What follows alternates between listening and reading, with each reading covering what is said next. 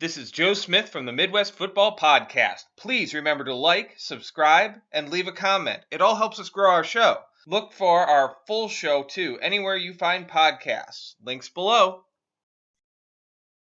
It's interesting that you should mention Kirk Cousins because I think it was the Minnesota Vikings head coach a couple days or weeks ago that sort of waxed poetic a little bit uncomfortably long on the joys of having a rookie contract quarterback. Minnesota spent the offseason shedding salary. Kirk Cousins is in his contract year. They're not expected to re-sign him. There have been rumors about Dalvin Cook possibly being on the trading block, but the Vikings still made a number of important additions. Talk to me about the Vikings offseason. So I love the Marcus Davenport pickup. He's probably the best edge rusher in this free agency class, but he has struggles to play more than 500 snaps in a year. So giving him a 1-year prove-it deal for $13 million, I think was a steal, especially when they might be in transition, but they still want to compete. They were, 13 wins last year? Outside of that, they let Patrick Peterson walk. They replaced him with Byron Murphy, who I don't think is a good scheme fit. He's a fine cornerback, but he's more of a zone type. And I believe they just added Brian Flores, who I love, but he's more of a man-to-man type. And the move I really hated was Oliver at tight end. They signed a blocking tight end for $7 million a year for 3 months. I don't know what the point of that is when you just traded for TJ Hawkinson. I mean, I guess the idea is you're going to put Hawkinson more as a slot receiver and run 2 tight ends with KJ Osborne.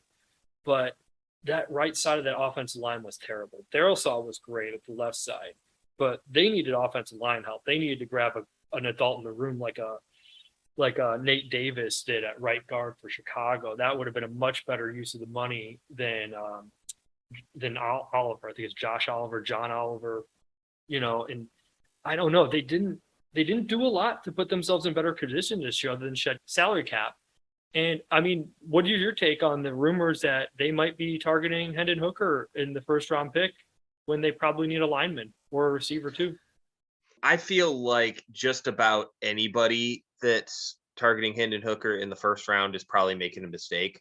Needs to be redshirted. In addition, it's not just the health either. I mean, the passing offense in Tennessee is about as gimmicky as it comes. He's a heart of he is, yeah.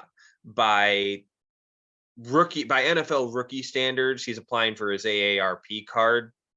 He absolutely has the talent that he could be, if not the best quarterback in this class, then certainly at least an average NFL starter.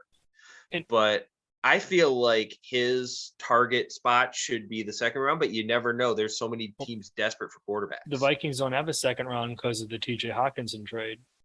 So I agree. I think fit-wise, he needs to be at a team that can redshirt him coming off of his injury. I think sitting behind a Goff or Kirk Cousins would be good for a year where the team can compete. And if he can show off his health and his ability in the offseason and the practice field, they can decide to save $40 million a year and move on. But I just don't know how Minnesota gets, because they have a first. I don't think they should be drafting him that high. And I don't think they're going to get him in the middle of the third.